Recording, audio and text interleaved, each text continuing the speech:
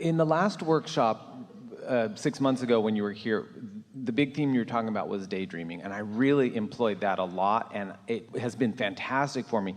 Is that a way of calibrating as well in these Esther's periods? friend recently reminded her of a story that we used to tell about a cruise they took through the Panama Canal, and it was so fun to see because their big ship sailed into a lock, into a little ship jail.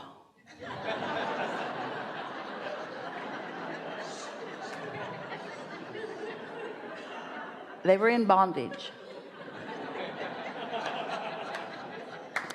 And then water flooded in and raised the level of the ship to the level of the next lock.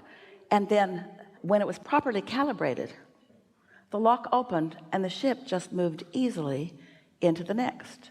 And then the door closed and they were in ship jail again, in bondage, while they calibrated upward. And then the lock opened and they sailed over again. So we like that analogy so much because here's, for example, the level of your inner being, and you may be on your way up. So as you meditate and join the frequency of your inner being, then the gate opens and what your inner being is about flows right into you, or what you are about flows right into that. In other words, now you are one and the same. And so sounds like chill just a little bit, like the ship isn't freaking out because it's in this temporary bondage. It's just allowing the process. That really is the point that we were making, and we're happy that you articulated it so well. Rather than calling it bondage, we're playing with you and mocking you. And instead of feeling that you're in bondage, it's just the process while you're allowing yourself the pleasure and the luxury and the sureness of letting your vibration rise, because this process is a very well-working process. And as you allow your vibrational frequencies to rise, then you'll have access to everything that you want. So what were you saying right before we launched into that perfect analogy? I don't exactly remember. You don't remember because it was a frequency that no longer exists, because the story calibrated you to a place that you can't remember it. You know, I'm having so many experiences of everything working out for me, as you say, like, and I'm calibrated to that so much more on a level of knowing now that it's working out. It's, you know. We used to say, we say it all the time, let the universe surprise and delight you. And Esther would say, well, I get how I can be delighted, but I don't get how I can be surprised. If I'm the deliberate creator of my experience, why are there surprises? And we say, because of timing and because of the bigness and because of the plethora of things that can occur all in the same moment. You will never adjust to the awesomeness of what your inner being is holding in store for you. Every time you open that gate and let yourself go, it's going to be exciting for all of eternity. Can I share a brief story with you? So you were talking about daydreaming last time, and I naturally started to create this daydream of working with like kind of a famous producer. You didn't create the daydream. I allowed it. It flowed from my vortex of working with like a famous producer, kind of a famous rock star kind of thing. And I just would enjoy it. It would come out of the blue and I just think about it. So I saw this wonderful songwriting workshop in Nashville, and I applied for it. It was a big application, submitting demos, writing essays, and I wanted it so bad.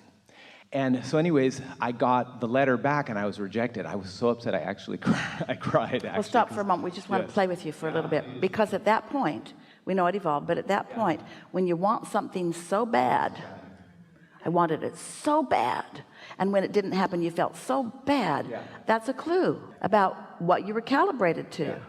Does that mean I was calibrated to the possibility of it not happening, or just the neediness of this is the path? In my head, I thought, when I you need want to go something this path. so bad, it means your usual thought about it is not calibrated to where the success of it is. When you want something so bad that you can't stand it, there's a big gap between your usual vibration and what you really want. When it feels like the next logical step, you're calibrated right over there and you're ready for that lock to open, and there you are.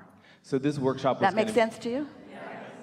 This workshop, I'll finish. This workshop was going to be happening in November, my friend was also having a party the same weekend, so part of me said, okay, well, I can go to the party, and I'm looking forward to that. And he... Calibrating to the party was different than calibrating to... Yeah, it was a little easier. Because it didn't have so much, I didn't invest so much in it. Let's not talk about why. We want you to focus on how it felt, not the reasons that it felt how it felt. You see what we're getting at? In other words, you were easy with that, and then what happened? So and he always likes me to play at his parties, so I bring my guitar. So anyways, I go there, I walk in, and there's a rock star. And one that was just like, when I saw him, I'm like, oh my, I can't believe this guy is here. And if I had to think about it, if you said, you're gonna audition for this guy, I would have been so nervous. But it just, all of a sudden, the whole experience of getting rejected from the thing and being able to go to the party, and the rock star that I've been daydreaming about is sitting in the party.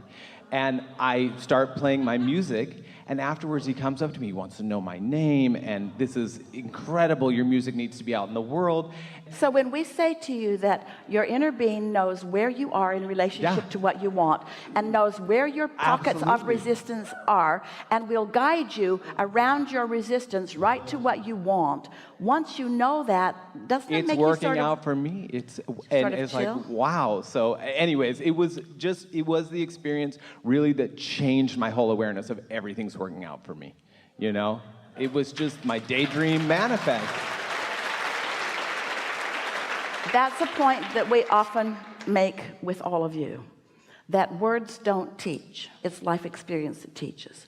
But when you have listened and felt and allowed yourself, by your willingness to play in any environment that helps your vibration to rise, and then you are able to make the association between the difference in your frequency and what happened next, now you've got it. Now you've got it. It's not about action. It's not about other people. It's only about what you've got going on and how you feel. And how you feel is only about your vibrational relativity, thank you, Einstein, to who you really are and what you really want. Well, you are the best teacher, and you're my teacher, and I thank you. And you are the experiencers of life and the calibrators that cause the expansion that we become one with, and then we hold the signal so that you can come there too, to what you have created. Really good time for a segment of refreshment.